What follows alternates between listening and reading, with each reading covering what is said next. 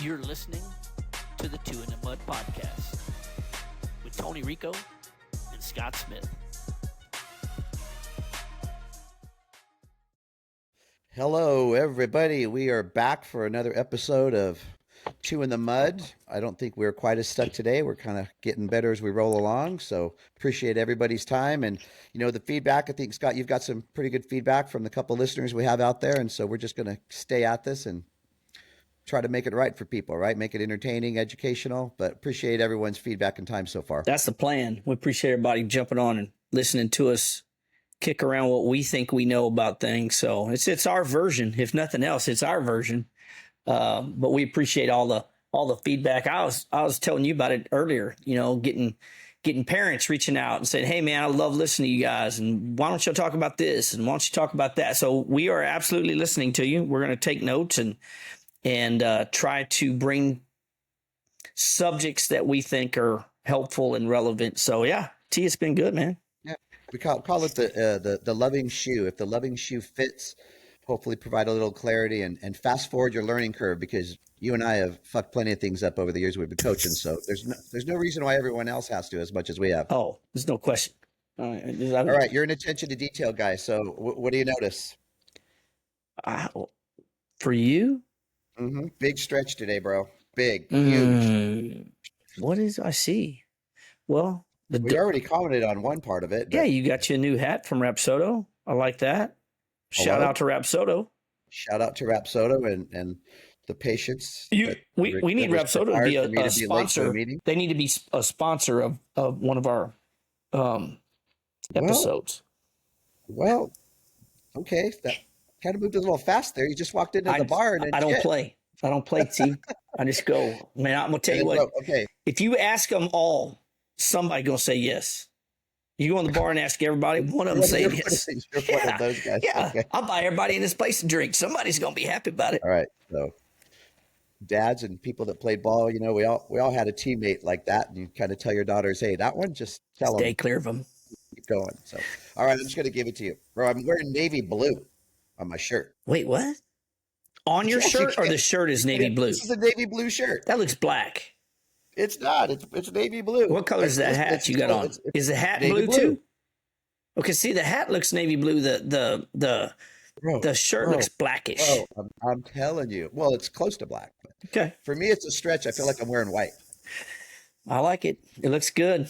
Looks good on you, man. And hey, you still seem to maintain your slimness. Yeah. Well, I don't know if you have this issue, but I wonder how many dads or coaches relate to, like, if you wear an XL, but my XLs are categorized into like good XLs, fat XLs, extra fat XLs, but I won't go to a double XL because that just means that I'm about to die. Bro, I wear a medium. All right, I wear a medium. Okay, gotcha. So This is no shit. When I'm getting gear, I get a medium and a large. Yeah. I always get it. Try it on, whichever one fits the best. That's what it is. So I'll pick it up and I'll stretch it out a little bit. Like this one feels like a medium fat XL. Like I can't do this. You take both hands and you push it out, right? You just push it out. It fits better, feels better on you. I feel better. Be a large. Why is an XL in one brand different than an XL in another brand? I think they do that shit to be funny. I think they know there's guys like us out there that, like me, I'm a medium and a large, so I'm really a medium. And they're like, dude, let's just mess with this dude. He'll buy two. The guy will buy two and just wear the one that fits. You know. What's your? Well, I say your closet. So do you fold your shirts or do you hang them? Hang them. What's it? I hang them. All kinds of colors, all bomber blue stuff. All what you got? Everything. You know, it's funny, man. Like I have white, gray, Carolina blue, obviously black. And that's it. I mean, that's all I got. But I heard something. And God, I wish I could remember his name. It was a podcast. I was listening to a podcast, and he was like talking about if you have a brand, right? Like you're part of a brand. He goes, if you ever wear a shirt that doesn't have that branding on it, you're crazy. That's you. And you never wear your gear. I'll wear a Firecracker F on my hat every now and then. Bro, half the time you're wearing an Under Armour hat. You're wearing an Under Armour hat half the I time. don't listen. That doesn't work anymore. So would it? I bet you could picture this, and my staff knows this because they've seen it. But you look into my closet, and there's literally 50 black shirts, black T-shirts hanging up, and that means I've got a run of 50 shirts. And yeah, I should do wash before that, but if I've got 5 left, I'll just and then You're I just good. wash them all and just I it's a sea of black in my closet. It's interesting that you say that because I'm sitting there thinking, have I ever seen Tony in a white T-shirt? Yeah. Back in the old days, I don't know when I morphed into just all blackness because I have some white firecracker T-shirts back when we played at ASA Stadium in Oklahoma, and Bro, there's that's some pictures of 85 me years back then. ago. That's Well, 85 years ago. that's when I used to wear that cell phone belt clip that was so popular back Oh then yeah. that the kids Yeah, I loved. used to do that too, and I'd be like sending somebody home, and They're I'd hitting hit the it, and the clip. phone would end up at third base. They're handing it back to me, and yeah, dude. Hey, So let me ask this question: What is in? Just made me think about this. What was the coolest phone you had prior to an iPhone? Like, think about it. Like, you liked the it the very most, the very first phone I had was with Nextel. bro. And I thought it was the coolest thing because you The had the push to walkie-talkie talk, on it. dude. And anybody else that had a Nextel, you could be like, "Breaker 19." Bro, dude, you took what my answer, dude. The Nextel push to talk was freaking dope. Yeah. That thing was the But it didn't take best, very long for me not to want to talk to anybody. So I don't know how long I really used it. dude. We But had, yeah, that was really cool, actually. yeah, we had them at the middle of the night, middle of the night, dude. Like, come on, bro. Like, don't be trying to two-way me in the middle of the night. Like, I don't want to talk about that shit right now. But that two-way communication was legit. Yeah. Where did Yeah. Nextel go? Like, they were Bro, sponsoring NASCAR you and got to evolve. I saw a reel where a dad was asking a 16-year-old daughter, terms like things that we dealt with. So I've been doing this with some of our classes this week, and so I asked him like, "What's the yellow pages? What do you guys think the yellow pages were?" Right? And last night a kid looked at me. She gave me the same answer that the girl in the reel said, and she said, "It sounds like a boys band." And I said, "Okay, like you're going to see the yellow pages." I go, "That's kind of interesting." But they yeah, have no clue. I asked them what a collect call was. And they're dude. like, the look on their face, because they're like, is it like a group chat? Is it like like it's just funny. Bro, All when the I was things down that in we used to be part of our lives. Yeah, dude. I'll tell you what. When I was down in Mexico for Dave's college event, we're walking around. Dude, there was a payphone. Did it work? It did. I picked it up. Like, is this thing connected? And I asked the guy. He goes, "Oh no, it works. It works fine." Well, I don't know. I don't know if I know what to do with it, but like, think about, bro. Like, think about. It's funny how much the phones. I just referenced back to the phones. The phones have changed. Like, they went from the big, like the very first ones. Dude, my wife. I'm not shitting you, bro. Like, she had this little flip phone. Like, the thing was this big. Like, it was idiotic. Trying to watch her to type on it to text at that time was sad. Like, I felt bad for her. Like, it'd take her 2 hours to get a text out because the buttons were so small. I'm like, we can get you a new phone. I'm not getting rid of this phone. I'm not going to get rid of it. Why do you like that phone so much? You know why she liked it? Because it had a little mirror on the top that she could check and put makeup on. That's how you sell cars, isn't it? Like how the vanity mirrors. They put a little mirror on the phone. Like Yeah. how primitive the phones were. I always make fun of her. Talking to the kids about the phone being on the wall, the corded phone, right? You could only walk away as far as from the phone as the cord would go. And then when you came back, the thing would get all twisted up, and then my mom would make me untangle it, and then I said, then they came out with this thing called the cordless phone. Yeah. And the girls are looking at me like, with the big ass antenna. And the antenna get broke, it was useless. well, those first ones that you would see, like if someone had one on TV, they were like a big old, like something in the military, Yeah. right? Like this big old radio. Dude, my mom, we grew up pretty poor, right? As a young kid. And so we had this mobile home, right? Single wide. My mom loved to gossip, bro. Like, she still loved to gossip. Like, today, she'd be like, "Scott, did you know so-and-so?" And she's talking about Facebook. "Did you know?" And she'll send me that. I'm like, "Mom, I don't give a shit about that." Like, she'll send me stuff that I'm like, I don't even know who you're talking about.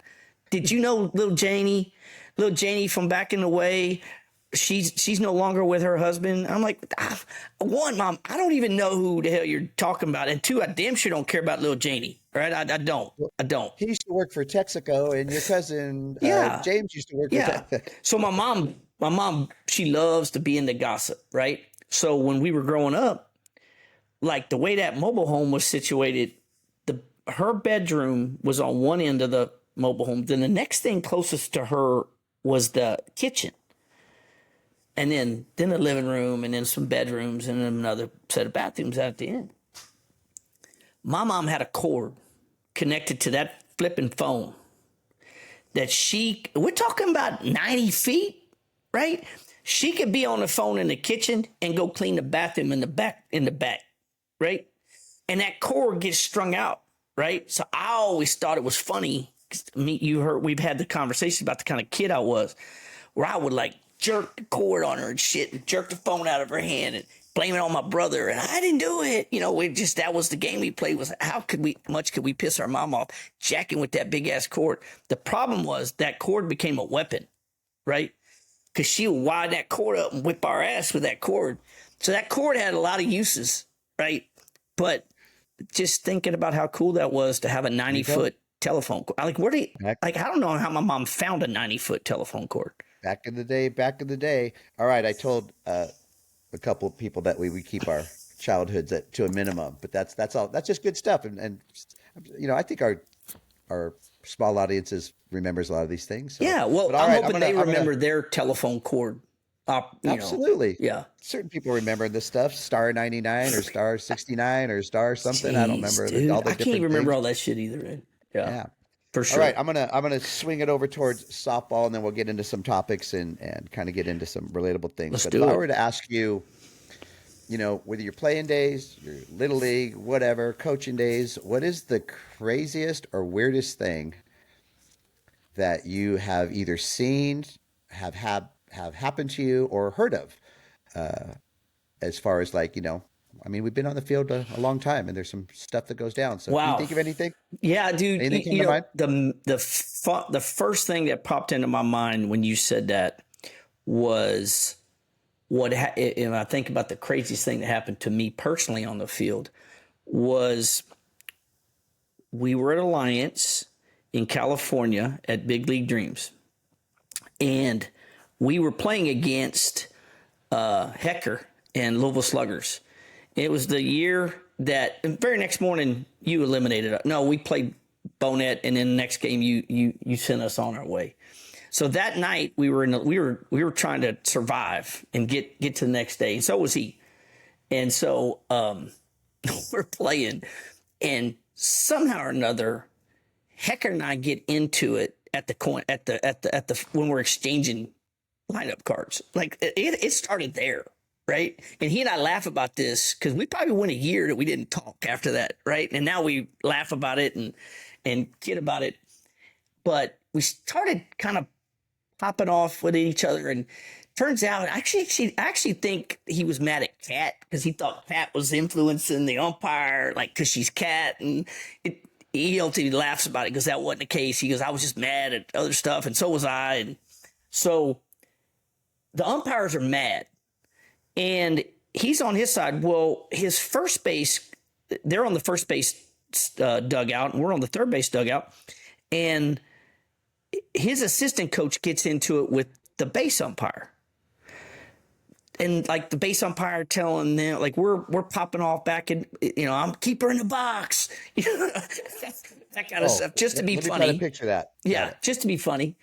And I might have been poking and so their coach gets thrown out by the first base umpire. Well, the first base umpire had it in, like he was going to town with them. Well, the third base umpire was I said something while I was coaching third base the next inning, I said something like, "Damn, old boy got heated over there," something like that, right? Talking about the base umpire, and he goes, "That's going to be enough out of you. We're not going to have you running your mouth either."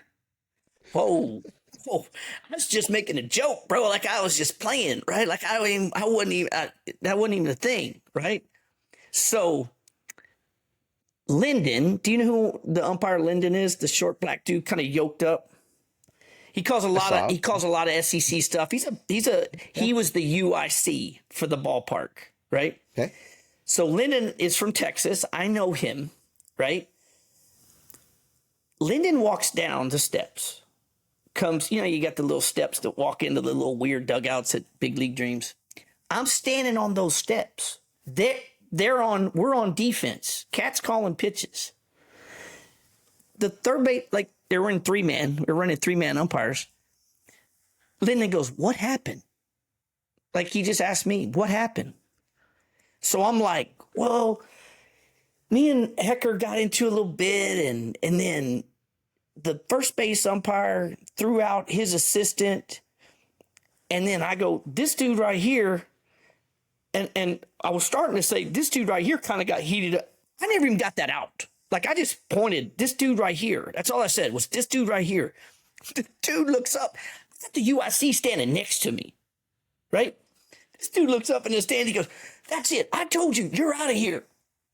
We're in an elimination game. I didn't even do anything." Probably my reputation maybe got me thrown out. I don't know.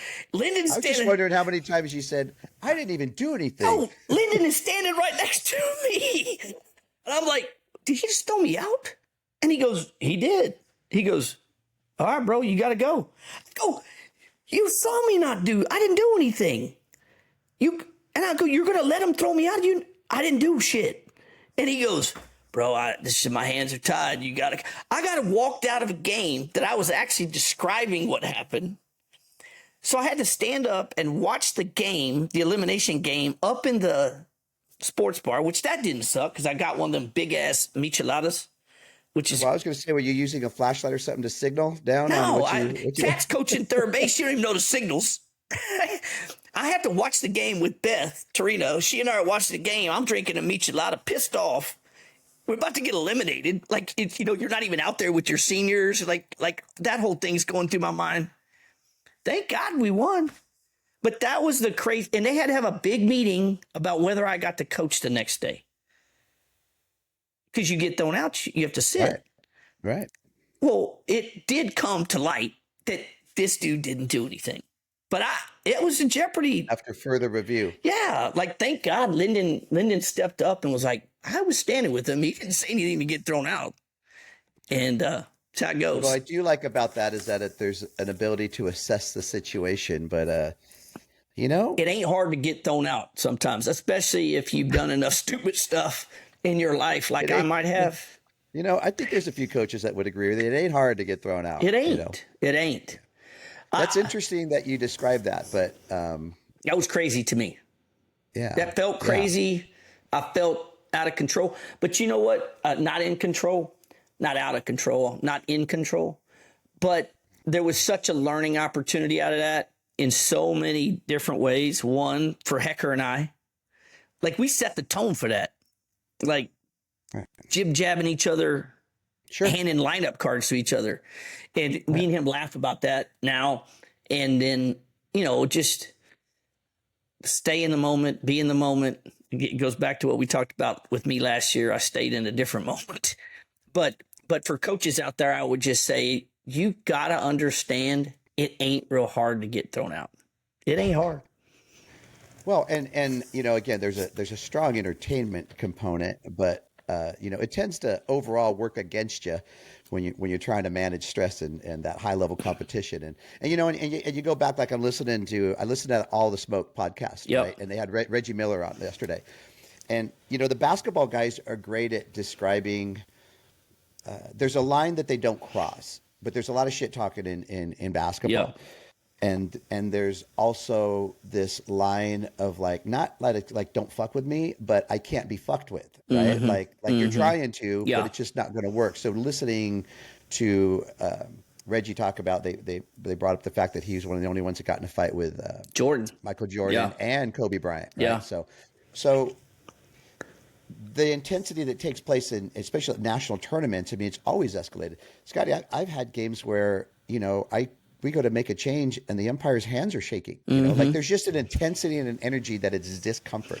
And I can think of quite a few times. For me, it's the best part of of high level competition because it creates discomfort you can't create on your own. So what's and the it makes craziest me feel moment you've good. had? What's the craziest moment Well, you've I was going to say, experienced? I was going to tell you, it makes me feel good to hear that from you because, I always start with whatever my team did, and I try to understand it. But I got a call from Hecker that day before, probably the same day you played him, and there was like an issue before even warm-ups, and Yeah. then there was all that tension, and I just refused to react, and I refused to get into it and engage, and I answered it calmly. But we haven't had that discussion since. I think he gave me side eye I don't know, but I'm not about that stuff, man. That's all good. Feel the way you want to feel, and it's all cool. You want to get over it, but I ain't about to get into shit before a game, man, because that just doesn't It happen. was so weird. Like he and I laughed about it. It was just so weird. I think he was pissed off at the way they were playing.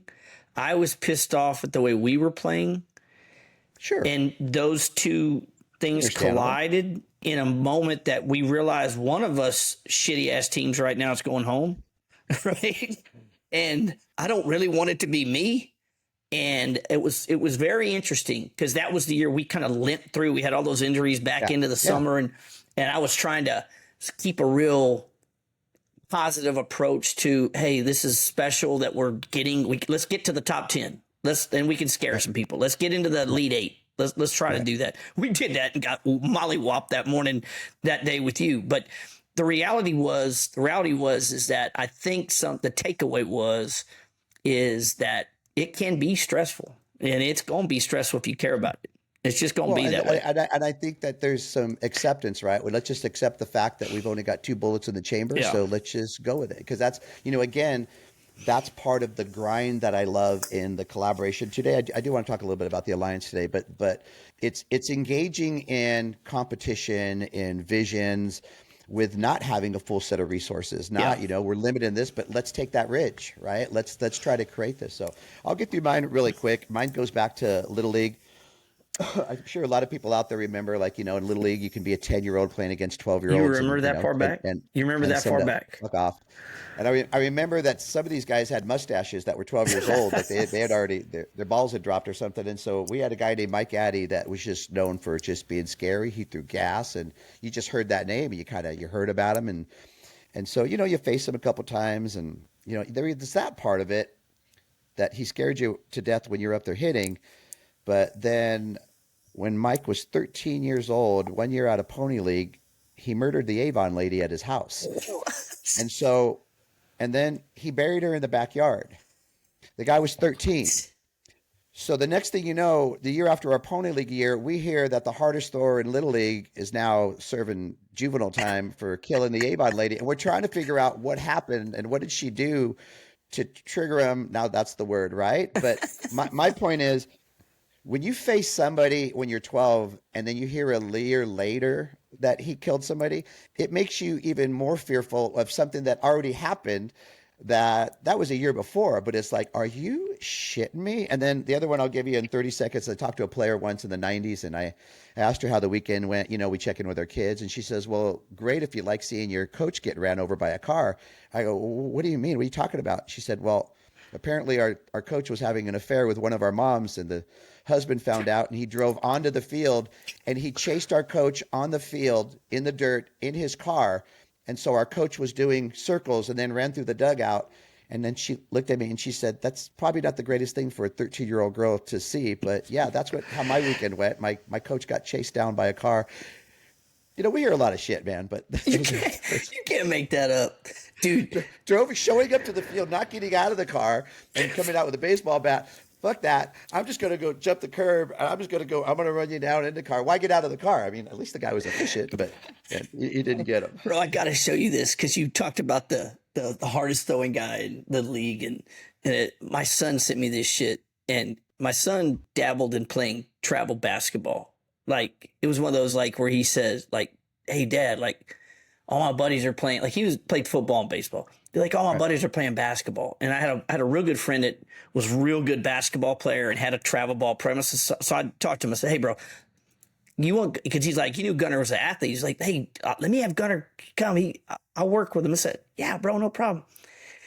My son sent me this the other day. He's 27 now. He's like, Dad, you want to know when I knew I wasn't a basketball player? Is when I was 11. And Look at the shit. Wait, what? Is that Shaq? Yes, dude. Hey, this little son of a bitch right here is 11, playing against another 11-year-old. That kid's supposed to be 11. I would want to see him in those shorts. The stripe down his leg is bigger than him. Bro, yeah, but he wasn't super big then, but like, bro, he sent me that picture and I was like, dog, that kid's in the NBA right now. That kid's in the NBA. Yeah. Wow. That's something. But those were the days, man. There wasn't a lot of separation of classes. You just got to get thrown in, and football practice was a lot different in the 80s than it is now, I would imagine. So the thing I want to ask you about, I want to get in a little bit. Have you been paying attention to the players getting these golden tickets for the AUSL and all that? Are you familiar with the AUSL? Are you up to speed on it? Excuse me. Yeah, and again, in that concept of people, groups of people still pushing, right? Still pushing to grow something, still pushing to develop something not sitting and staying where it has been, but a collaboration of people. And one of the things that I just actually read was the woman that was the GM for, was it the Miami Marlins? Miami Marlins, yep. And she was a softball player, and that she's now involved at the high level with the AUSL, right? Bro, yes. And I think she just got named the commissioner, but I could be totally wrong, and Kat could correct me on this, but I think she was at some point like a special advisor or an executive advisor to the commissioner of baseball at one point. Yeah. I like it. Like I think this has a real legitimate chance of becoming a legitimate pro league. Like I think the pieces are in place, the right people are in place. When you see like Kat's a general manager of one of the teams, and you start looking at Lisa Fernandez is involved as a general manager of one of the teams, and the people they've got involved, like to me, and this golden ticket thing is genius. It's genius, man. Well, because we've seen what that does. It creates hype. It creates the experience. It heightens and deepens experience, and it also expands and develops the brand. Yeah. Right. Which is then all these bells and whistles don't mean anything if you don't have the product on the field. But look at the core of these pro players and how dedicated they are to training, just like professional baseball players. For sure, they are amazing players. So I'd rather see it start smaller with the right level of game, because that's what's going to hold us down.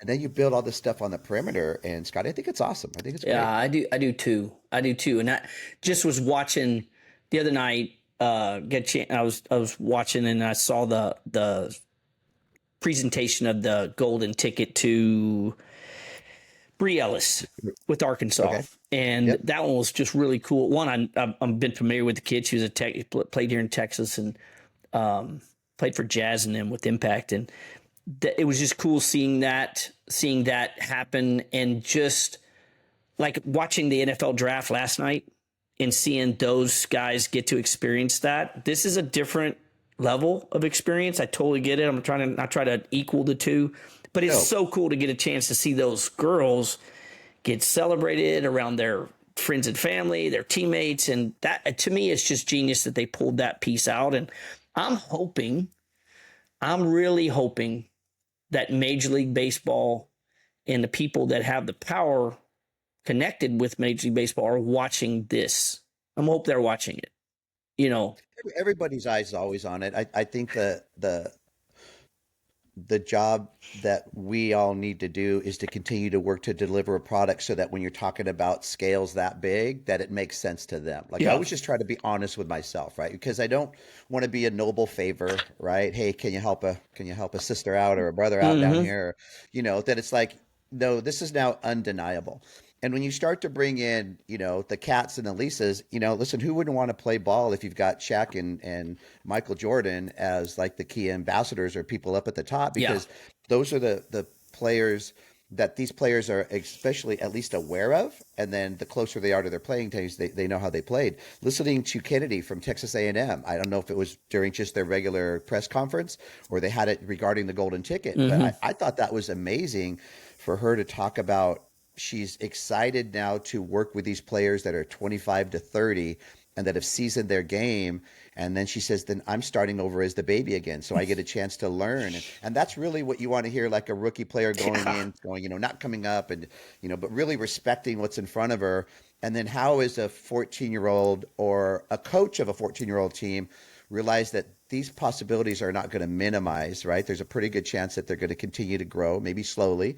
But now, how are we developing our players as far as their own brand goes, right? Like the opportunity to teach our kids, like Scott, we have vlogs and stuff where, they practice signing autographs. Mm-hmm. And I would say to coaches out there, you want to have fun, tell all your kids to give them a piece of paper and a pen. I think they still use those. And just tell them, hey, when I say go, sign your name, right? Sign your name however you want to say it. And then watch how long it takes them to sign their name. Okay. And then I'll go, all right. So now when I say go, sign your name, but when I clap my hand, stop. So I'll go, stop. And they look up like, what? And they don't know what I'm doing, right? And I go, yeah, I go, see how far you got. I go, try to get your whole name in now. Go, stop. So I explained to them, I said, okay, now you're at the USA table or Oklahoma or wherever. And it's post game and you've got a line of 25 girls that want your autograph. How long is it going to take you to sign each ball? Yeah. And if you're number 25, how long are you going to wait? Because you're going to watch how fast this line's moving, or else you're going to go to another line. You've seen this stuff. Like we know how this stuff works, right? Yep. But that stuff is fun because now all of a sudden, the parents are over there looking over, and I go watch your parents sign a check. I think they still sign checks, and watch ask them how that signature just became a little scribble because they signed so many checks, right? So I just think brand building and the depth of, even getting into developing organizations, the fun of it, right? If you put all the pressure on winning, which I get it, you develop your notoriety with that. But if you put all your pressure on recruiting, which I get it, but there's a process to get you to nail the recruiting. And it's the same with building brands, right? Yeah. If you're going to worry about making money because you have to make money, which I get. I was living month to month until I was 50 years old. But I think that's important for people to understand that there's so much more to get into in softball, Scotty. Like, we love the game, but so much more to get into it. I've always admired the stuff that you do with merch and we talk about relationships and partnerships, and that's the fun stuff, man. No, it's what gets you up in the morning. And it's just, it really struck me getting to watch these, the draft last night made me think about that this morning when we were going to get on and talking. Getting to see them experience that and their families. And man, there's a part of me that I hope it happens in my lifetime. I hope I get to see it, right? That these incredible female athletes who put in as much or more work than any male athlete on planet Earth get to be compensated, heralded, provided the same opportunities to do it on the scale that matters, that it's equivalent to what it should be. And I think that's just going to come down to the right people involved. If the right people can just get involved, the product, you and I both know the sport is good. It can do it. It can do its part. And we just need the right people to be involved. So making the sport attractive and I think that integrity, honor, beauty, there's a lot of things that go into it that when it presents itself a certain way, it's dignified and great to watch. Yeah. And so we're not lessening it. We're not cheapening it, but there has to be a visible attraction. There has to be something. So the way the players look, the way they train, right? Are they athletes, right? The way the uniforms fit, the way they're playing the game, the venues that they're playing in, all the little bells and whistles. I don't miss too many times, whether it's I go to a ball game where they do the little race in between innings or they'll guess the ball behind the helmet. But those are all fan engagement type things that I think are really good. So, but I would say odds are, Scotty, it's not going to be complete until Kat's child is maybe in her 20s. It's gonna before it's my really granddaughters. a finished product, right? Yeah, my granddaughters. Yeah. Because it's with all the things that it's going to take to get to what we're comparing it to. It's going to take a while, but I tell you what, I like seeing the reels right now on social media where they're just showing guys getting called up to the big leagues. Yeah, right. So pulling them in the office or a girlfriend, walking. It's just stuff like that that you just can see these real moments with people, and it's like, man, it touches your heart. Which which I think we need more of that nowadays. There's plenty of pissed off people in the world. So. Oh, bro. Last night, I saw the coolest thing too. I want to tell you. I don't know if you. There's no way you saw it because you're not a Cowboy fan. But the Cowboys drafted this guy, right? So everybody was wanting this big old, we got to get a receiver and all this other stuff. Well, we drafted a big old offensive lineman from Alabama, which, to be honest with you, legit, perfect, exactly what we had. We had a dude retire, plug this dude in, we good. Protect Dak, maybe Dak can be better. Don't protect Dak, no matter who you got, right? So I love that pick. And so they were showing Micah Parsons, who's he's our guy. He does a bunch of podcasts, bunch of content. They were showing his reaction to them drafting this guy. And he was a little bit like, whoa, wait, what? Wait, what? And so he's like, no, it's good. It's good. He was playing it off. He's like, no, it's going to be. Maybe because it was not what he might have been hoping for, but it's still good. Like almost like what you wanted for Christmas, realizes, but you still got something cool. Yeah, he wanted some sizzle. And he got something different, but he realized like, oh, dog, he's good. Well, Micah Parsons last night and them, they had like a live podcast reaction to the show and all that stuff. They get this dude on air, right? And so it's Micah Parsons, 4 dudes on this thing, and so Micah's there, and the other guy's kind of like the moderator, like he's asking the questions and Micah's intervening. Hey, they asked this dude, they go, so what do you think you bring to the Cowboys? Like, what do you think? And this guy, if you know his stories, like he was like the guy at Alabama. Like he was the locker room guy. And he goes, oh, who, me? What do I bring? He goes, let me tell you what I bring. This is exactly, he like leaned up because let me tell you what I bring. This is a rookie. He goes, I'm the guy, this dude. I'm the guy that all those other guys that I play against that take all that pre-workout and get all hyped up and they're all motivated to play. I'm the guy that knocks that out of their soul. He's like, and Mike is like jumping up and down. That's my teammate, baby. That's him. Like it was clutch. He goes, I'm the guy that knocks the love of the game out of him. He goes, I'm the guy you want. That's called being intentional. Dude, that's intent, right? Dude, I loved it. I heard a term a long time ago. It's back in, I don't know, way back, but might have Kira Garrow, maybe Rick Beach would storm, but attitude of dominance, AOD. Yeah, that is an attitude of dominance, dude. That's a right? T-shirt. That's a Attitude T-shirt. of dominance. You know the Bombers are gonna make that, right? I'm gonna make it before you make it. That's all right. 10%, bro. You got it. I'm not Cheers. as dumb as I used to be. I'm writing down AOD, attitude of dominance. We had a range class last week, and I mean, you kind of get attached to certain kids when they struggle a little bit, or they're going through hardships. So I'm working hard on this kid to reframe her perspective on things, and so because you never know when you ask yourself how'd it go this week, right? You don't know if it's like a complete meltdown. I did it last 2 innings, or she goes, actually, well, my warm up wasn't really good, but I actually, in the game, did really well. And I was like, okay, great. I go, feels good. She goes, yeah. I go, did you have anything to do with it? Like, just routine? Will you breathe? I go, don't have to. I'm just trying to match up the pieces of the puzzle. And she goes, I don't know if this is good or not, but I just told myself before every pitch, you can't hit me. And I told her, I said, that's beautiful. I go, don't apologize for that. I go, that's an intentional thought of like, a lot of times I'll relate it to sibling dominance, right? You get these players that are scared to death of performance for all these reasons we'll talk about.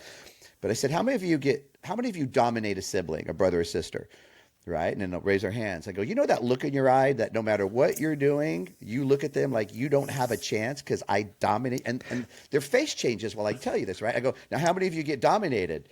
And then some of them will like go up. But I go, that look in your brother or sister's eyes before they dominate you? I go, role play. I go, become an actor. I go, take that look because you relate to that look and now manifest. I go, how many of you know what it's like to dominate and get dominated? Because some of them are in the middle of the pack, right? And it's always fun to bring that out of the kids because all of a sudden their mind goes to this place.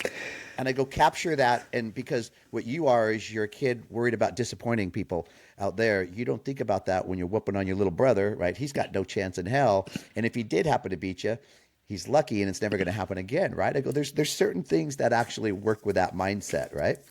It's so cool to hear that because we're getting close to season. Like you and our season's starting.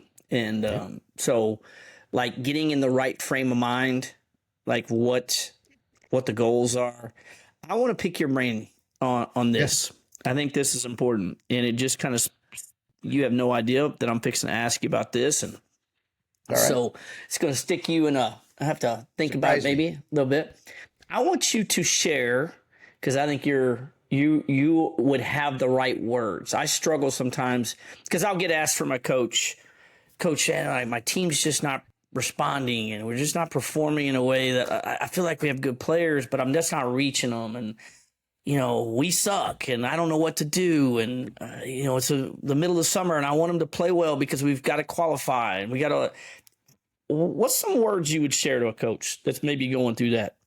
Well, how common is that situation? That's so common. Yeah. It's a majority of the experience. And it's interesting being a person that I truly love people, especially at this point in my life. I have no hate in my heart for people at all. I want everyone to experience good things. But then you have that side of you that takes care of business on the field, right? And you realize that not everyone has that capacity or that perception. My biggest piece of advice to people that find themselves in that experience is I tell them, you are submerged in a softball only pool. Like you are submerged in everything in all softball. So when you start talking about, your kid, there's no buy-in with your team, there's different things, they're showing up flat or whatever it is, right? This is why I use so many analogies, because softball, and I would say even baseball to some degree, it's not that it gets boring, but when that's all we talk about all day long, all week long, all year long, all life long, I have to live through other people and what they do for a living, right? So a veterinarian, a dentist, an accountant, a something. So I'm constantly just thinking about, okay, for that situation that you just described, I'll go to your granddaughter. Okay. How old is she? I have one that's 4. So 1, 4, 2, and so when she has her fifth, when you're in charge of her 5th birthday party, right? Mm-hmm. Think of the experience, the feeling that you want her to have, and how you're going to create that, and how you're going to love to watch every second of that day. And then I'll go to like when you watched, your wedding day, her wedding day, your daughter's wedding day, like everything that you want that to be, and the way that you look at that.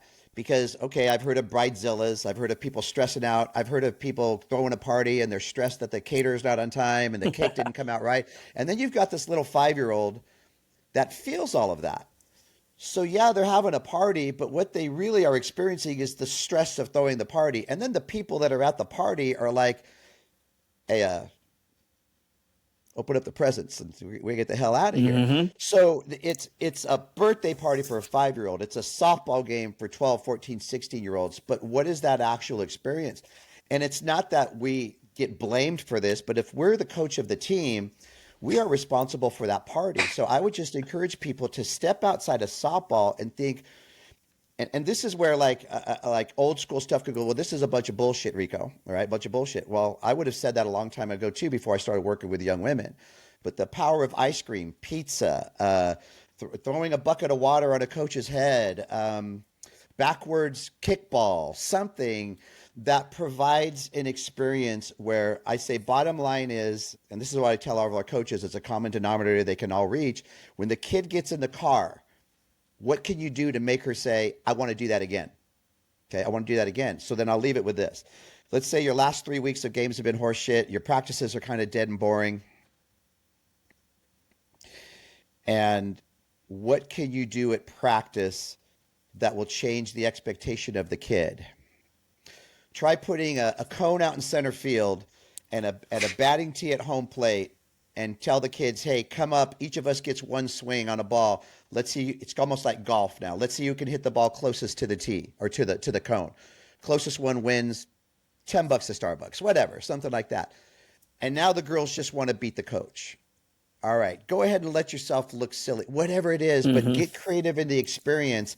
Because if you have an expectation upon your people that it's going to be you frustrated, and then you talking in your post-game talk about what they didn't do right or blah, blah, blah, put yourself in their position, man. How long do you want to go through that? Yeah. And then the great news, Scotty, is that you could change that like that. A kid will look up at you and go, where did you get that, coach? You go, I care about you, and I just want to change it up a little bit. And there's plenty of stories of how coaches will change it up, right? Get a slip and slide and practice, whatever it is, man. But that's the reason why we do these things, Scotty. Yeah. Like, I hope people believe that we're not. I really enjoy talking with you, but why take a conversation between you and I that we're going to have online on the phone? Mm-hmm. Let's just share the conversation with people, because if we can help one people, 5 people, 10 people, 100, a fucking 1,000 people, man, this sport's imbalance. There's too much pain. And I don't like to go on and on about that stuff, but that's really my advice is make it something else. Make it recess, make it kickball, make it a party, make it a barbecue, make it something.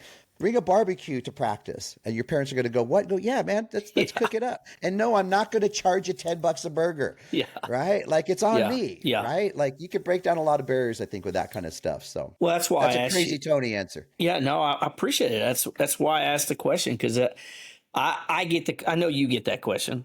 You get it a lot. Yeah. I get it a lot. I think sometimes people think winning is the only solution to fixing that, and believe it or not, that's not the answer. Ever seen an empty champion, a hollow champion?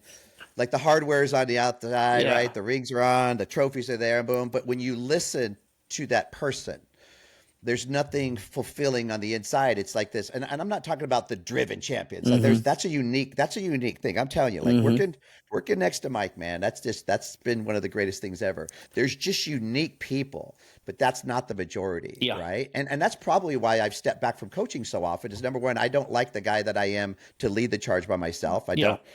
He wins, but I think he misses a lot of things that he connects with a lot of people. You know, always having my student clientele.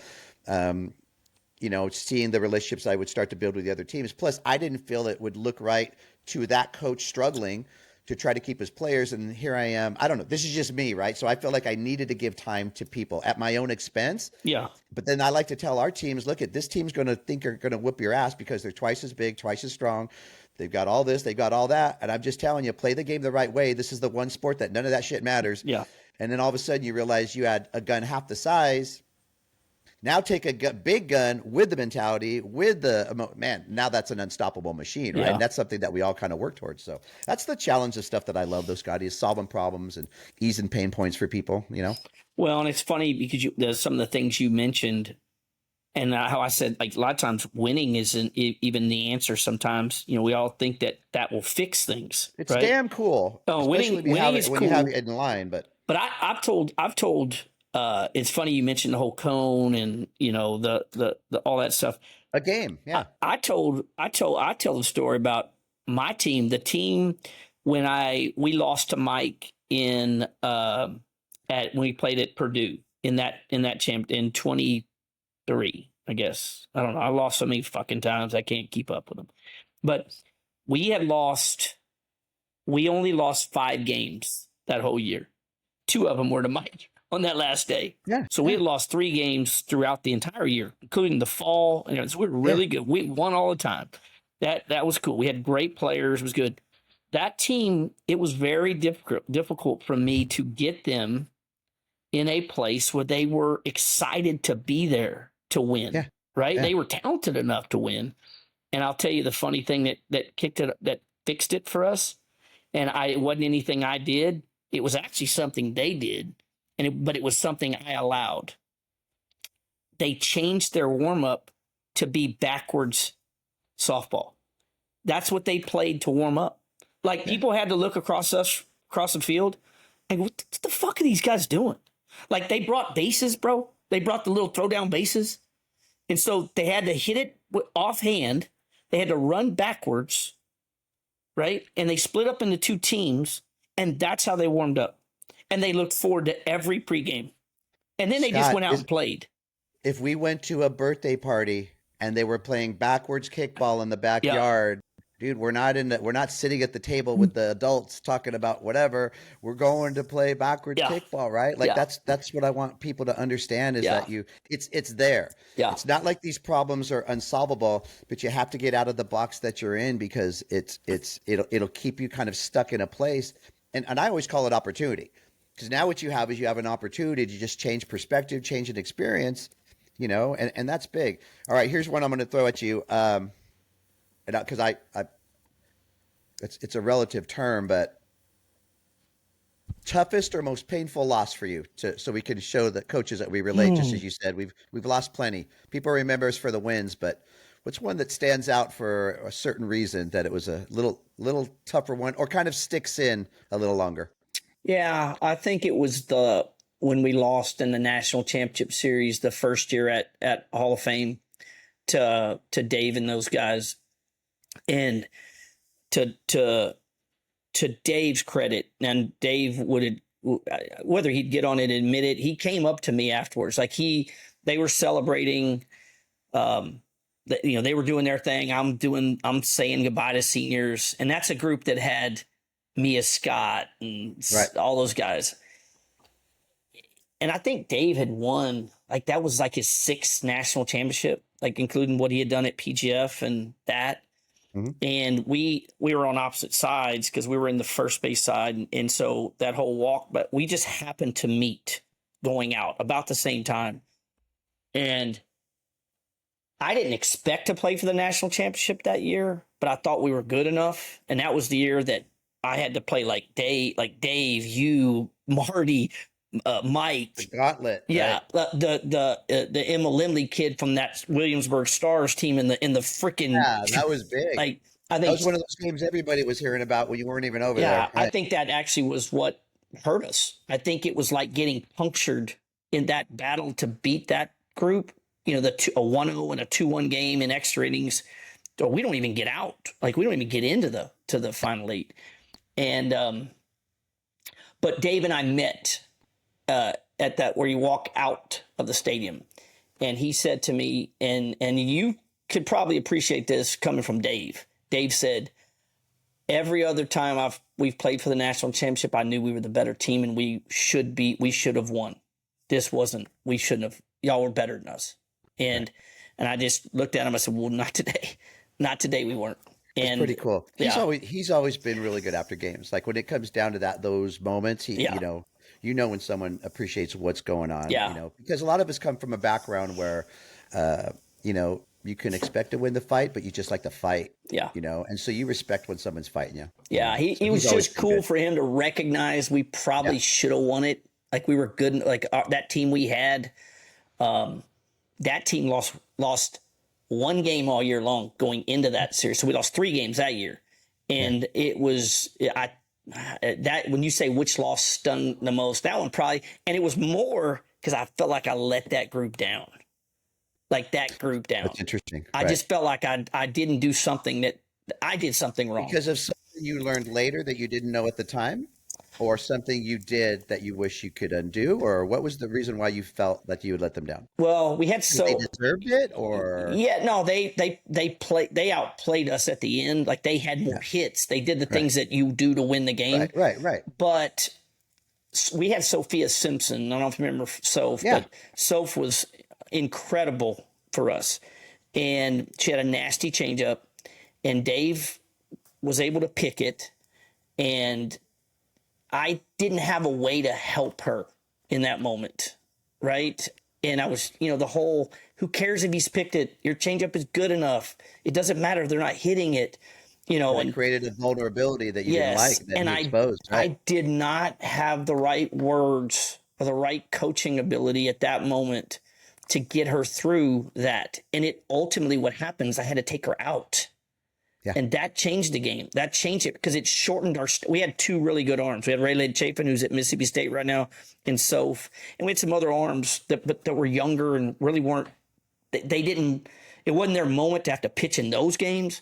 And so when we had to take Soph out, it shortened us big time. And you're playing a 2 out of 3 on one day. At that time, the 2 out of 3 happened in one day. And that was significant. And that's coaching. That all falls on me. I understand that the players did everything they could. A really good coach on the other side picked her change and let her know he had it. And she couldn't overcome hearing him say that. And I wasn't good enough coach to help her manage that process. Right. So that stuck with you. Yeah, I've never let it go. I've never let that go. Also made you better.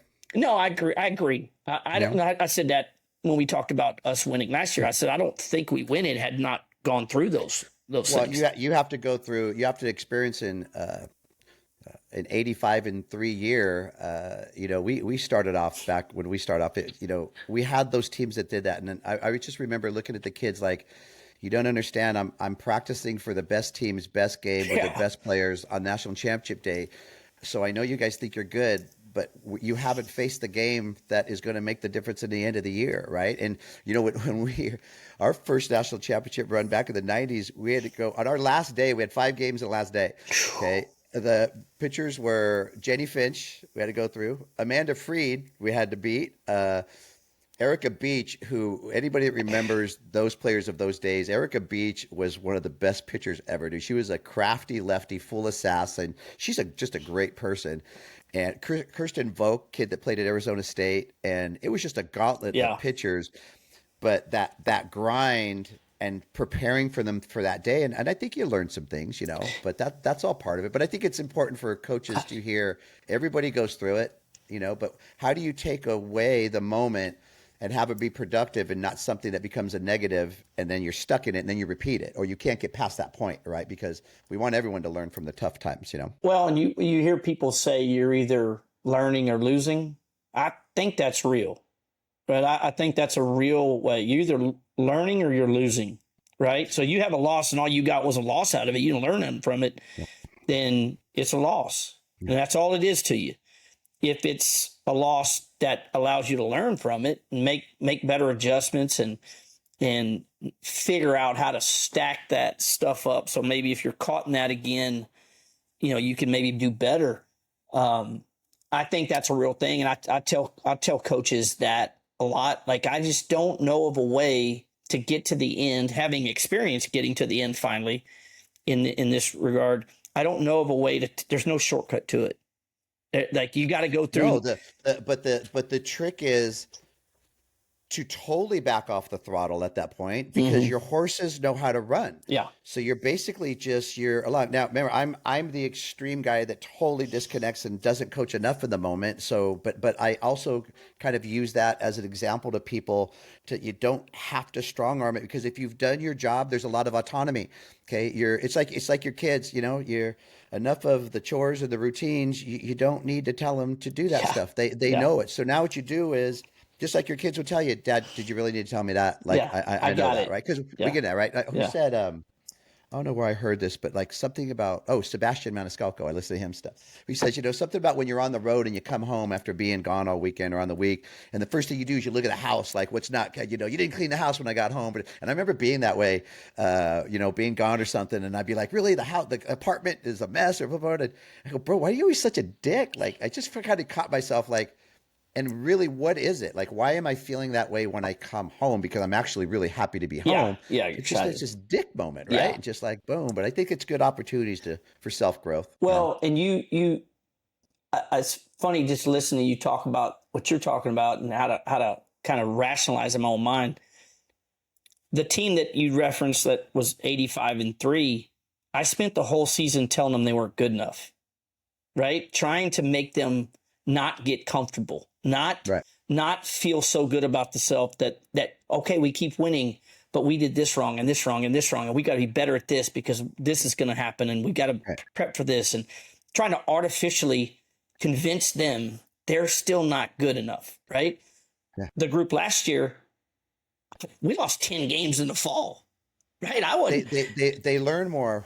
You can deliver more. If you tell me don't throw the bread away because when there's 4 slices left, but I got a cupboard full of food. I'm like, I don't, but if I throw my 4 pieces away and I don't have anything to eat, so I know it sounds weird, but I would rather see my team fight and lose so we can talk about how did we lose? Like, I don't know if you remember the day, but I would sit out in the outfield during fall and winter games. Yeah. I'm not in the dugout. And I would just say, look, I want to see, number one, I want to see what the team looks like from a distance. I want to see how they're engaging.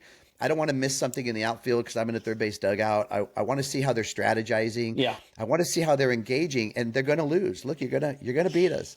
But I want them to learn how they lost today because if they can capture that, and then okay, hey, heads up on that delay steal, or heads up on this, or heads up on that, Well, there's just such a that's the stuff that I really, really like, is when they own the game. Yeah. And they're not just winning and not capturing how they won. Well, and it's so cool because I think sometimes coaches think that there's just one way that you got to do it. And that is so far from the truth. Because like I said, the team that was 85-3, I was spent all year long trying to tell them they weren't good enough, trying to artificially create fear in them, right? The team last year, I bet we lost. We faced elimination 8 times in Alliance. Like, I bet we lost 18 games, 19 games. But I was spending all year long trying to tell them how good they were and how if we just played our best, that we could be really good and that you're good enough. You are good enough, right? Stop doubting that we're good enough. Where with the other team, I was telling them you ain't good enough. And this is a team that lost 3 games. It's interesting how in order to win the war, you're not going to do it without casualties. Yeah. Right? Because that's the scariest thing, is to get to the end and you haven't really experienced that. Because, again, what did Reggie Miller say? When he talked about how Kobe would ask him all these questions, right? Ask him everything about what Michael Jordan did, what he did, and then all of a sudden they're playing him in the playoffs, and Reggie Miller goes, "Oh my gosh, he was asking me all of those things for this moment right now, and now he's doing this, and he's exposing me and my own things because it was like 3 years of questions to realize he was preparing for that championship moment." Now, and I thought that was so fucking cool because, I'm sure that part of that was calculated, but also because Kobe was a student of the game, he wanted to know. He wants to know every little thing. Like I would get, why did you move to that side of the base on your lead? Like, little things like that I think are pretty cool. But thanks for sharing that, because I think that's, again, man, those are vulnerable moments that we have to take into consideration as part of what we do, because otherwise, if you just get triggered on them, you miss it. And you're not fooling your kids. Okay? No. You're not fooling your kids when you're just pissed off. And then that's it. And it's really sad if you don't end the year on some type of good feeling note, even after a shitty feeling game. Because everybody ends the year on a loss. Except for one team. Yeah, except for one. It's really, I would just want to share with coaches out there, especially ones that aren't coaching right now, you're waiting for the summer season to get going, is to realize you just got a really hard job.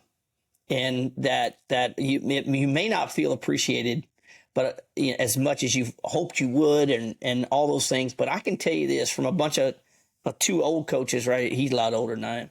But from a couple of old coaches, we feel your pain. It's not an easy gig because you care so much individually about every player and their success, and you see what's coming for them, right? And so you're trying to mesh what's coming for them versus being in the moment right now. Yeah.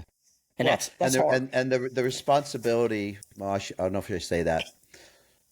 I don't, because every coach doesn't really know what they're signing up for. We were talking earlier about someone who coaches Little League, and you're talking about Steve Trevino. That was his name.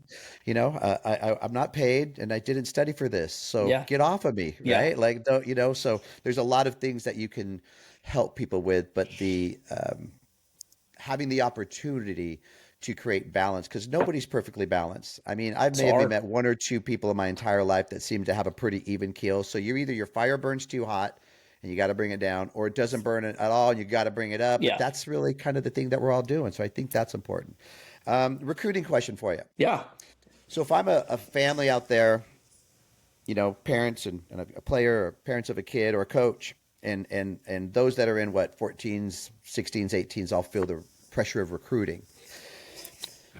And what advice would you have in the best way and maybe shortest, most efficient way to present either videos or information that is meaningful, purposeful, so that it doesn't look like number 10,072 coming in the same way as everything else? Like what advice could you give to people out there to say, hey, look, most of you are putting on clips from your backstop camera. I get it. Right. But I feel like there's a lot of opportunities to register and create intrigue before you even go to a camp. Right. So do you have any advice on either things that you guys do, whether they're video angles, types of things, types of ways that you're sending snippets and presentations of your kids? Yeah, no, I appreciate the question. It's cool. It's different today. It's different. The whole days of just mass emailing people and, them finding your email amongst the 150 or 200 they get each day pre-Colorado or pre this big event or pre that big event. I think it's hard. And so today, I think you have to have, believe it or not, and we're talking about kids. So here's what I'd also say, Tony, is if you're a first year 14 under kid, your job is not necessarily to inundate every coach on planet Earth with your schedule and everything else. Your job is to create an environment where you're introducing yourself to the world, right? And the world of softball. I like the way that sounds. Yeah. Your job is to, as a You're first presenting year, yourself. as a first year 14, you're introducing yourself to the world. I'm here, right? And So that goes along the lines with you're making a first impression. correct. Right. Now, how the roadmap you create for you, because it's not going to be the same for every player, but the roadmap you create for those introduction opportunities are going to be different. In some ways, it's going to be choosing a couple, 2 or 3 camps to attend and go where they get to put their eyes on you and then physically introduce yourself, right? Like literally Right. walk up, don't give them a limp handshake, go up and introduce yourself and tell them how much you're appreciative of the opportunity to be at their camp and how much it would mean for them to pay attention to you down the road because you're going to be a big deal, right? Right. And that introduction to the world matters at that early age. Now, assuming you're past that, then you have to have data. Like you have to have it, right? There has to be something about you that tells the story other than all the one swing, best swings only that gets seen, right? Because if that's all you're putting on Twitter, you need data to back up what that is. Because that swing you just did, like you could have a cool swing if your exit velo is, and not that, and look, at the end of the day, 59 is 59, right? If your exit velo is 59 with that swing, but the swing looks cool on video, all that is a cool swing on video. I still have to have context if I'm a college coach, right? So I think if you can start the process of creating data to back up who you say you are, right? Because who you say you are is going to be derivative of who you are, right? So if you think you're one of the best middle infielders in America, you got to go out there and you got to play like that. You got to go out there and perform in a way that backs that up. And it's really cool when you got data that backs that up, right? Because now you're giving power to your words, right? And I think that process, so to go back to your original question of ways to share that, I don't know of a more powerful way than social media. I just don't. Because college coaches are not sitting around scouring sports recruits. I love sports recruits. They're a great company. But they're not just sitting around on there going, let me go find a bunch of people on sports recruits. Click, click, click, click. They ain't got time for that. But do you feel like there's a coach there's a college coach whose job is to, it's almost like a music producer. They don't just I'll go back to the CDs days, right? They didn't just throw them away. They had to pop them in for 2 seconds. Okay, that sucks, out, right? They have to delete until something gives them, because they're not just deleting the emails they're getting, but you're saying there's a more efficient way, because that lake is full of recruiting fish trying to get huge. picked, right? So social media. So let me step back a second to the word data.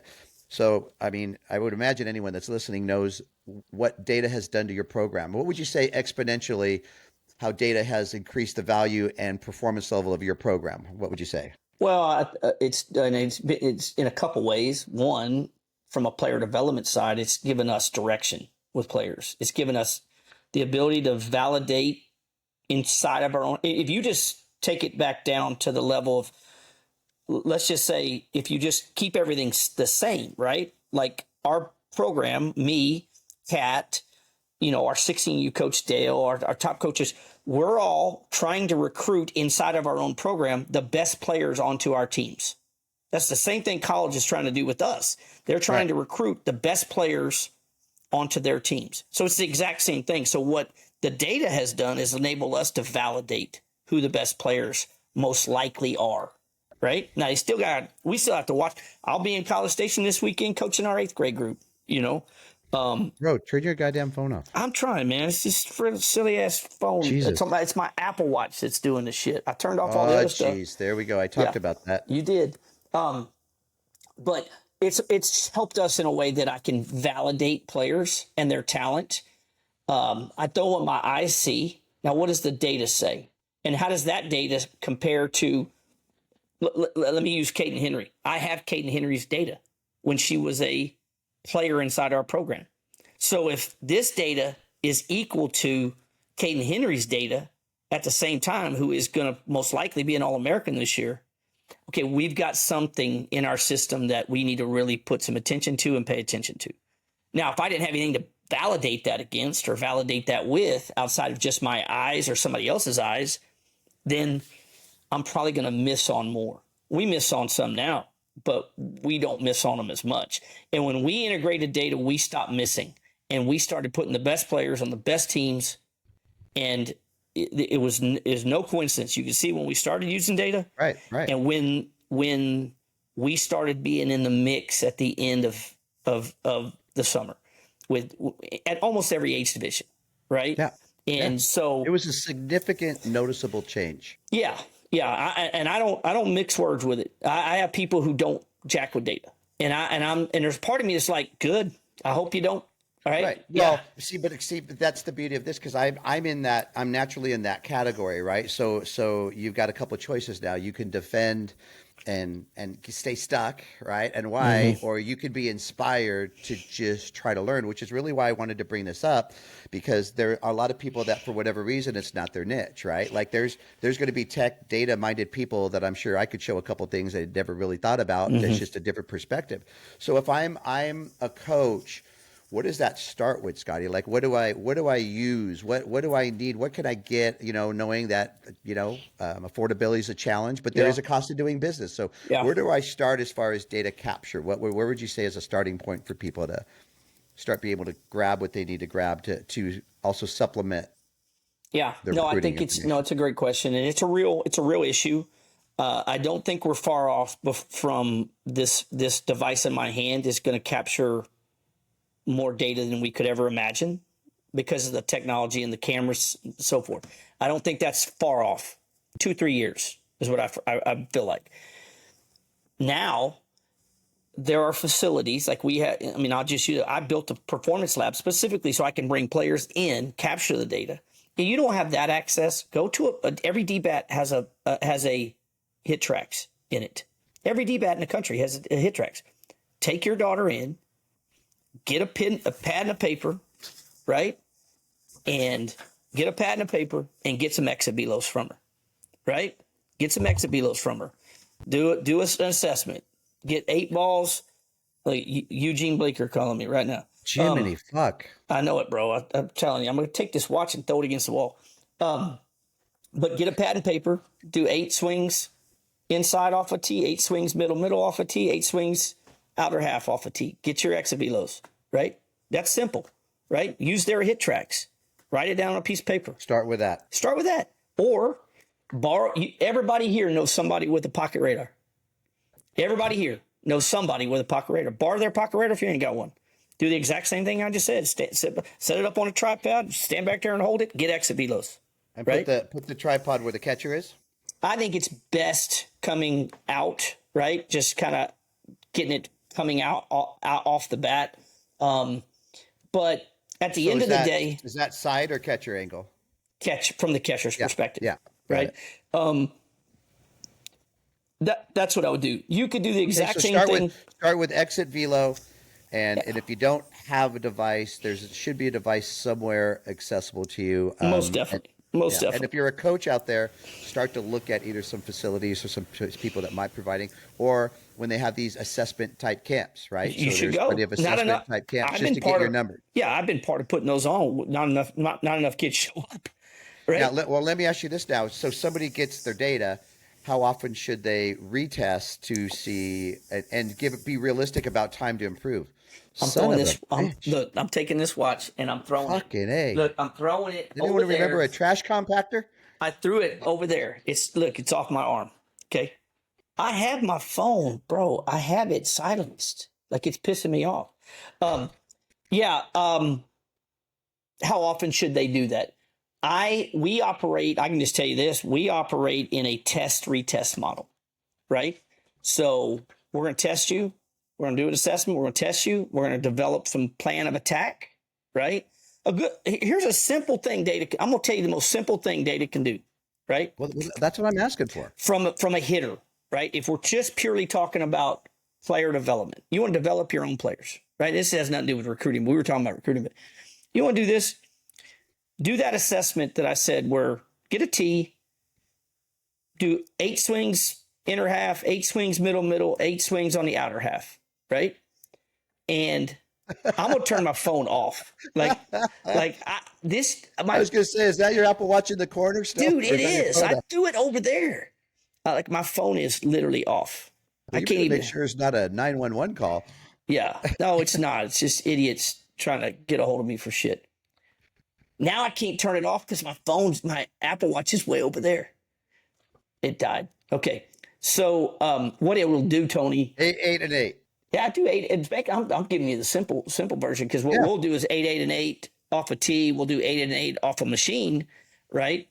Because once the ball in flight, I'm gonna be able to tell your point of contact, your reaction, all those different things. But if you just did the simple version of off the tee, what you're gonna find out is 2 things. One, do they have spatial awareness, right? Do they know where to put the tee? Do they know where point of contact needs to be for max exit velo on a pitch inner half? Most of them, when you tell them to put the tee, they don't know where to put the tee. Right, they're going to put it right in front of home plate on the inside. They're going to move it over in the middle, and they're going to move it over. That's just going to be like this, right? Immediately, I get feedback from a player development side. I know what I need to start addressing, right? Spatial awareness. Can I teach them to operate in space? One, can we do swing design where, okay, you put the tee, let's just say we finally figure out that the tee on the inner half needs to be further out. Let's just say we figure that piece out. Now, what's the exit velo if we move the tee 6 inches further out? Does the exit velo go up or does it go down? Or maybe it's too far out. What happens when we move it back 6 inches, right? Once we start creating that stuff from a PD side, I'm gonna be able to walk away after that simple exercise. I'm gonna be able to walk away and say, you're better inner half with exit velo than you are outer half, right? So with that being said, you need to swing it more pitches middle in than you swing middle away. Because right now, if you're swinging at a bunch of middle away pitches, it's the worst part of your swing. Right. And you're getting your swing off in that spot if we just went and evaluated it. And you ask them, do you swing at more pitches outer half or inner half? Well, outer half. Okay, so we just proved your exit velo is 8 to 10 miles an hour lower on the outer half, and you think you swing at more pitches outer half. So there's only a couple options here. Sure. Either we learn to toe up and create a new middle on the outer half where that's no longer outer half for you, and then you learn that a ball off is actually outer half, right? And you can operate in that and not swing on when you get jammed because you're going to get invited to get jammed when you toe up. But Can you lay off that? So now we're starting to create a hitter, right? Right. And that's all part of that dialogue that goes with it. Is it less common? I would imagine for hitters to have a higher exit velo oppo. It's way less common. Middle out. Way less common. Now when you say middle out. Mm-hmm. That ball for that player, is that a ball that typically is going to go out to right center for a right-handed hitter? Yeah, which again, that's a hard middle question. Out, yeah, because it's a gap, it's a power shot and gap, and I would imagine you're not going to hit it as hard if you're going straight right field. It's such a hard question to answer as the way you phrase that, because then we have to evaluate their direction, right? Mm-hmm. If their direction is to swing around the ball, I can have a ball middle out that's outer half. But let me get a ball. This will help. This is the national championship game ball, so this is cool. God damn, look at that. Yeah, but if I'm hitting this outside portion of the ball, I'm trying to show you. Right. But if I'm catching on the outer half, my direction has me hitting, this pitch is away, but I'm catching this part of the ball with my ball striking. I'm not hitting that ball to right center. Right center, right. And so my direction is poor, right? that goes back to what Bobby and I were talking about. What we focused so hard on was movement. And so a good example is if we got a kid that's better middle in, we need to build a direction that maximizes that. Sure. And build an understanding of spatial awareness and how to operate in space, those kind of things. So I'll take away that the middle out hitter is stronger on the middle out. And there's a reason why, right? Is there, it's going to be more common for someone to have higher exit velocity, let's say center field to the pull side of the field. Correct. So all I'm doing is I'm taking, the numbers and I'm just spatial relationship for people. Where does that go on the field? So and here's why I think this is an interesting, a good point to talk about. A batting cage is rectangular, and for the most part, your sights are set straight ahead. Like a lot of times, if I ask to a kid, "Where's right center?" she points to the corner of the cage. Yeah. I go, no, that's just this side of center field, right? And so I see a lot of hitters in a batting cage focus on hitting a lot of balls up the middle, right? And so there are times I say, "Hit me a ball to left center." Okay, hit me a ball to left field. It's just different ways of saying it, right? And then the velo comes up a little bit. So when a kid comes in and hits in here, and we have a hit tracks, and you have a hit track, so I know this, and you're going to back up what I'm saying. They come in, we do that exercise, middle in away. All the balls are from left center to right center, right? They can't swing to the pull side. Yeah. One, they don't know where the pull side is. They don't know how to hit. They don't know where the point of contact is for the pull side, right? What a lot of people don't realize is the reason that there's more power to the pull side than there is opposite field is to the pull side, my barrel has more time to build up speed to get to that point. On the opposite field side, my barrel doesn't have as much time. Right. And blast motion validated that, right? Like this just time to contact, how long your bat speed has to build up energy, all those different things, that rotational force. You have more time to the pull side.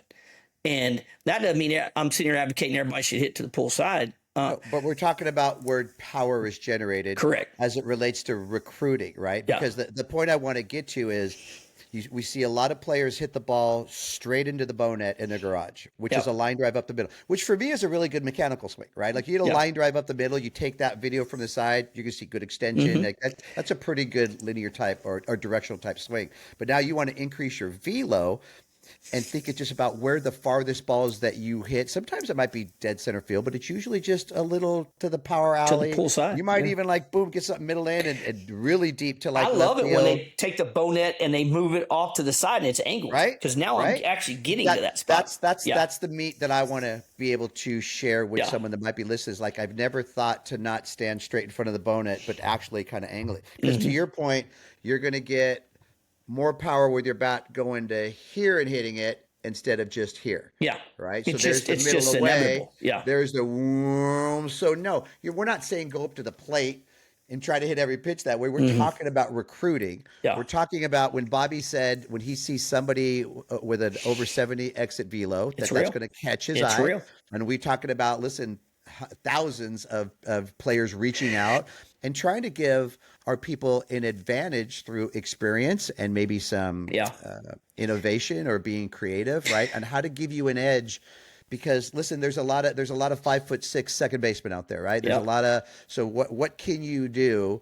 And I even like, to your point, going back to the part, because it's all about making an impression. So the physical impressions of shaking a hand, because how many players don't shake a hand? Yeah. Right. The trajectory of the ball when you play catch, right? You watch most players play catch, the trajectory of the ball does a certain thing. And then you got certain players do something, they stand out, right? So that's partly what I wanted to cover in some of our conversations as well, too, because I feel like there's some niche things that are accessible to different parts of minds or different types of minds. My suggestions are going to be a different spectrum of yours because we relate differently, but they're both with the same intention of making an impression with our players. Well, so many, for 1,000%, and so many players show up to a camp wanting to stand out.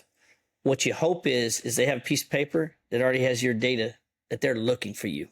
Right. If I don't know your plus 70 exit velo, you don't have data, and I don't know that, then you got to hope I see you get a swing off. You got to hope I'm not looking to the right when you're going to the camp to get noticed. Correct. Instead of doing something ahead of time that has made you noticeable. So now they already know who you are at the camp. Correct. And I'm not talking about the players that might have relationships with certain coaches that know these coaches. I'm really talking about the majority of the people that don't have those right. Yeah. Are we in the right program? Are we on the right fields? Yeah. You know, how is my kid going to get seen? You know, so-and-so just went to this camp and we didn't. And all of those pain points for families and coaches, because, you know, coaches will lose players if the perception of their families is that coach over there does more for, and whether they do or not, right? It could be that perception. So I really want to help, you know, in areas of recruiting. I really want to be able to talk at times, you know, the simplicity of training and how effective it can be. Yeah.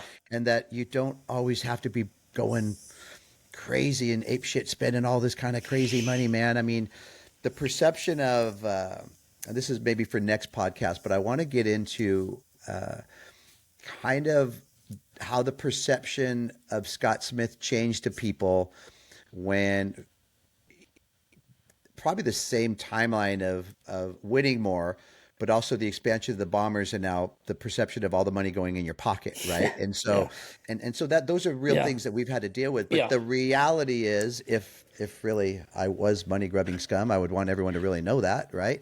But the reality is, no, we're actually out to save you money. Like for every dollar you spend in our program, I have a lot of pride that you're getting $50 to $100 worth for every dollar. That's a 50 to 1, 100 to 1. But I feel like I can quantify that. I feel like I can. What the? It's ESPN, man. It's all these notifications. I got stuff popping in. I don't even know, dog. It's just part of our show. Does it? It's just part of our show. Does it stop at some point? Does it stop? Everything I have is like, you haven't heard shit in my house. Well, see, South Carolina's guard, Malaysia Full-Wiley, announces her transfer to LSU. That's what popped up. And now Rico, this thing is what you're hearing is my watch. That's way over there. Hey, put in the comments whether Scott needs to figure some shit out, or whether you really enjoy the musical edition of Chewing the Musical Mud. It's ESPN at its finest. Yeah, no question. I'm happy for, what's her name? Malaysia Full-Wiley. It might be your flight to Malaysia you just missed. So, dude, I would like to go to Malaysia. Let me check it out. No, I want to back up what T's saying there. It's like, man, I'm hoping that along the way we can help create some thoughts that'll show you that there are alternative ways to be successful in what you're trying to achieve, and as well, the two of us be resources you can call upon, and in any way we can help you and challenge us. Give us your pain points, because we're not two guys. Well, it's easy for you guys. We both started from the bottom.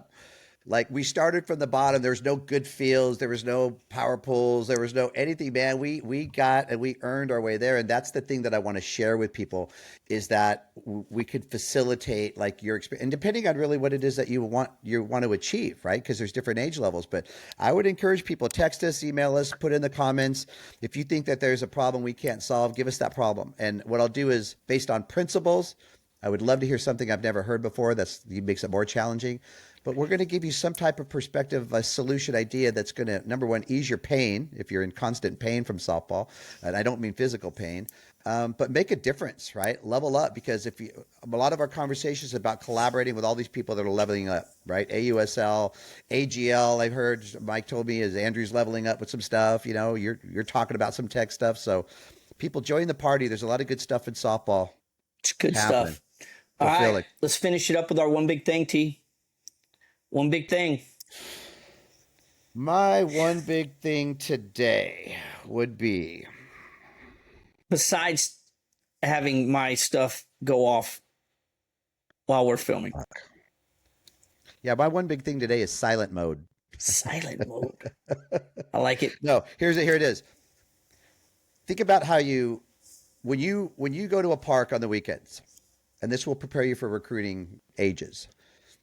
That starts the minute you put your uniform on. You get into character. Okay. I don't want to see an Air Force pilot in the elevator in Colorado before they get into the jet that I'm going to see him flying over later, wiping a booger on his partner, acting a fool in the elevator. Like, that jumpsuit's on, he's a soldier. Okay. You put your stuff on at home, you're a softball player.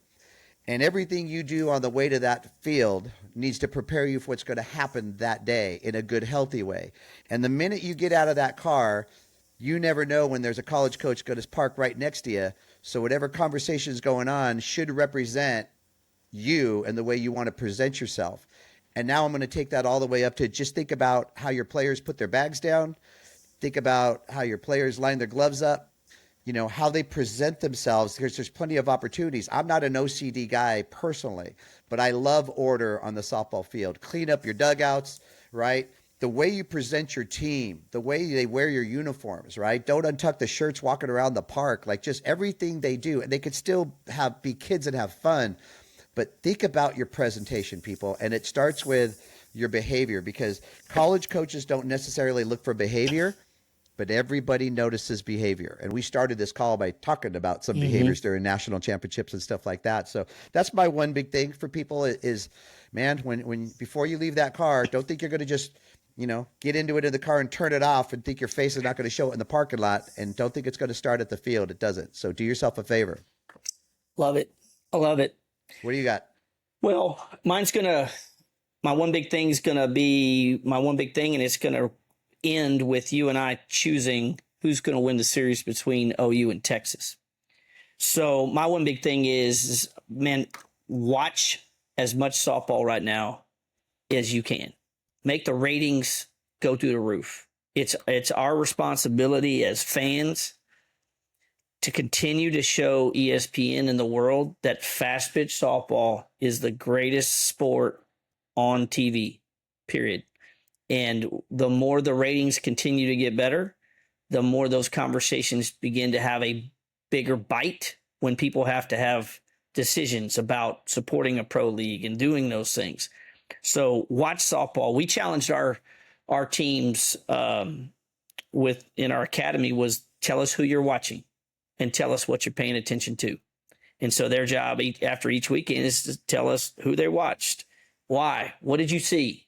And it's cool getting to see some of the responses where they're saying, I watched how she handled the striking out, how she walked back to the dugout, or I watched her on deck. And, I watched her with her teammates or go up and talk to her pitcher that just gave up a bomb. And not enough players watch those things. And so I would challenge people out there, watch more softball and watch as much as you can.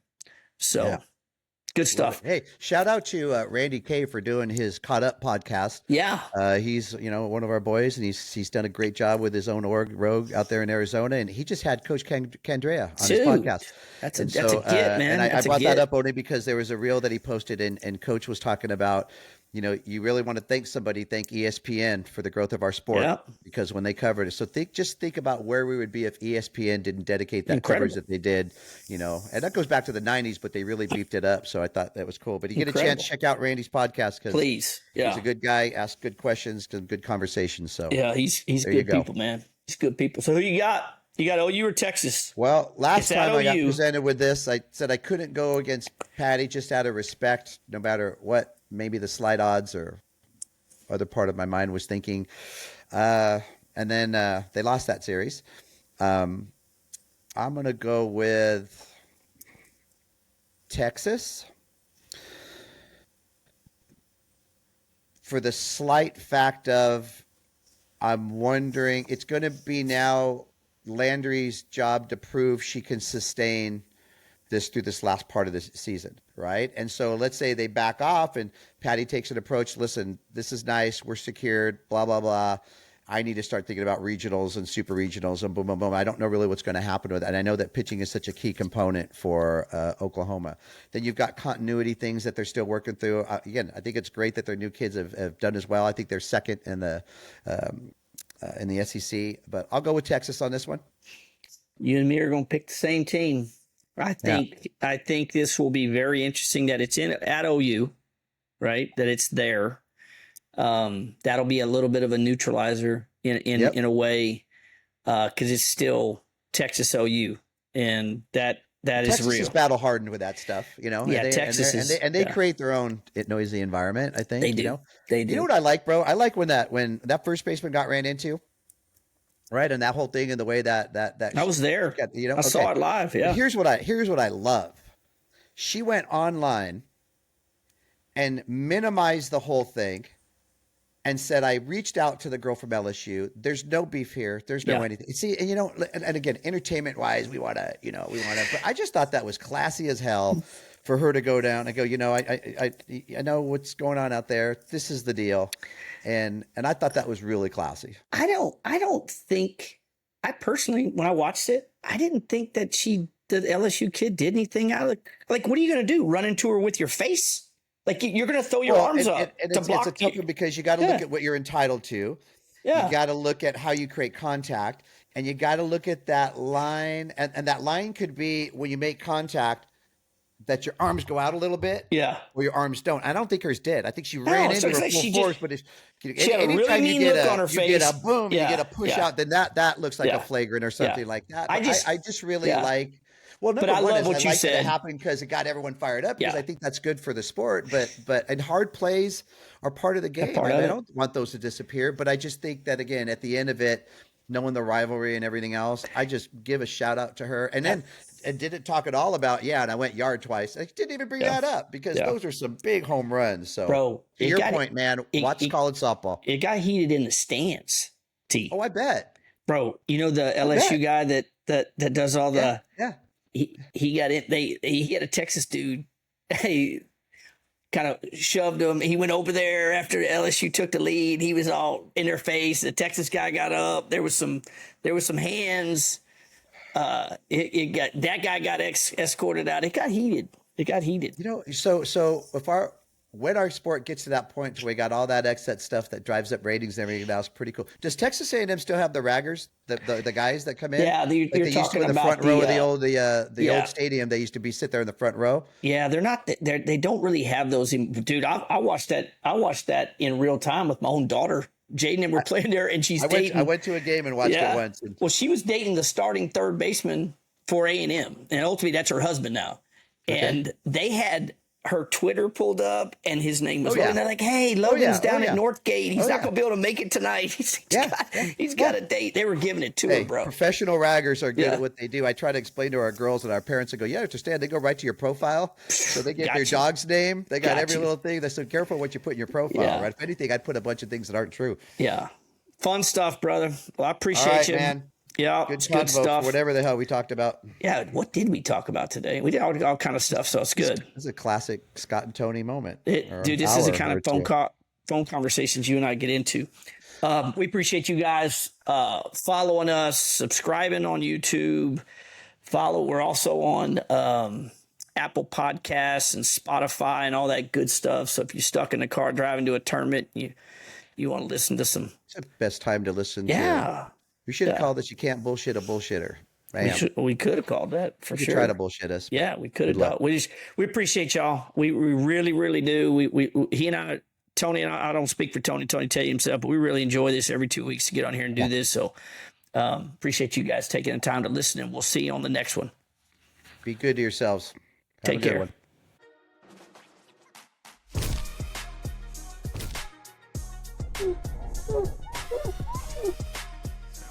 You're listening to the Two in the Mud podcast with Tony Rico and Scott Smith.